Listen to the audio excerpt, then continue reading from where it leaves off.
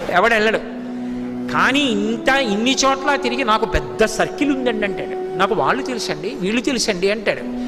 ఆఖరణ ప్రాణం పోయాక వెనక వచ్చేవాళ్ళు ఎవరు రారు అని తన శరీరమే కాలిపోతుంటే చూసుకుని ఏడుస్తాడు. చీకటి పడిపోతే అయ్యో ఓపికన్నప్పుడు ఒక్కరోజు గుడికి వెళ్ళలేదురా, ఓ ప్రవచనం వినలేదురా, ఓ ప్రదక్షిణం చేయలేదురా, ఓ పూజ చేయలేదురా అని అప్పుడు ఏడుస్తూ ఉంటాడు. ఎవరు ఊరుకోబెట్టేవాళ్ళు ఎవరు ఉండరు.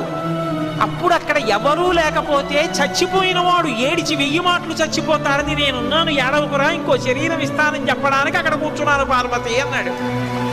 ఆయన్ని పట్టుకుని శ్మశానవాసి అని చెప్పి నింద చేయడం కన్నా కృతజ్ఞత ఇంకొకటి ఉంటుందా? అంతకన్నా అసహ్యకరమైన విషయం ఇంకోటి ఉంటుందా? అలా అన్నవాడు అసలు మనుష్యుడు అనిపించుకోవడానికి వాడు యోగ్యుడే. కాబట్టి అందుకు కూర్చున్నాను పార్వతి, అంతేకాని నాకు సరదా పుట్టి శ్మశానానికి వెళ్ళి కూర్చోలేదని చెప్పాడు.